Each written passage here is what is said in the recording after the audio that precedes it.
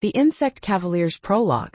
A war beneath the leaves in the hidden folds of the verdant realms, where grass blades rise like trees and beetle wings thunder like drums. A fragile peace has long held between the 6 clans of the Undergrove. But now, with the disappearance of the Sunleaf Gem, source of balance and life, an old darkness begins to stir again. The insects grow restless, the skies hum with strange wings. A quest begins. Chapter 1. Sir Kavin and the buzzing dawn. The first golden rays pierce the fern canopy, casting mosaics across the dew-dappled floor. Sir Kavin tightened his grip on Thrum's reins, the bumblebee's wings already trembling with energy beneath him. "Ready, old friend?" Kavin asked, patting the bee's fuzz. The creature buzzed in reply, eager as ever. He raised a tiny standard made from a curled sunleaf, its edges browned by age, but still glowing faintly. "Scouts report the Sunleaf Gem was last seen near the Glowcap Caverns," Kavin muttered. "If the rumors are true, we'll need more than gallantry to retrieve it." Thrum's wings blurred. They took off in a flash of light and wind. Chapter 2. Lyra and the Spirit Beacon. Far to the north, in the Marsh of Stillness, Lyra the Lantern Fairy watched fireflies spiral lazily over the mist. She hovered atop her dragonfly, Whisperdart, who hummed softly like a lute string. In her hand, she cradled a tiny pulsing shard wrapped in spider silk, half of the Spirit Beacon. "Mother told me the full gem keeps this world alive," she whispered to herself, wings folding close in the damp. "But it's being drained. I feel it in the air." She pressed the shard to her heart. It warmed. "I'll find the others," she said aloud, "before the Veilfolk do." Chapter 3.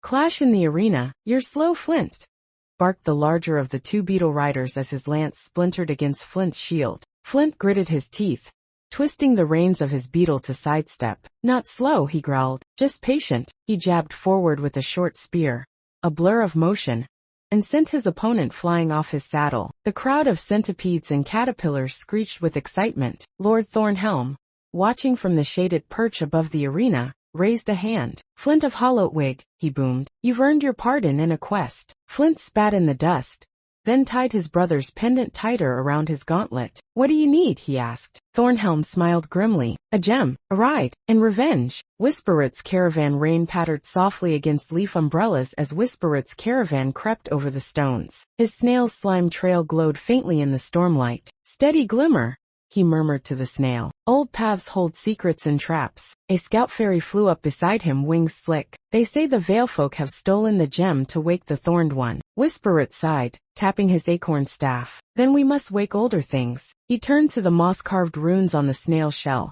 began chanting in a voice like falling dust. Thunder rolled as the old magic stirred. The crimson chased the desert, cracked under the pounding legs of a red ant, racing through canyon shadows. Thorn rode it low, ducking beneath twig bridges and leaping dried creeks. Behind her, hornets screamed. She glanced at the stolen gem, half crimson pulsing, and tucked it into her belt pouch. "Don't worry," she said to it. "You're going back to your family." The canyon opened. A cliff loomed ahead. "Hold on, girl," she shouted to the ant. They leapt. Chapter 6. When the 6 meet at the center of the verdant realms, where a single golden mushroom rose like a tower, the 6 riders met.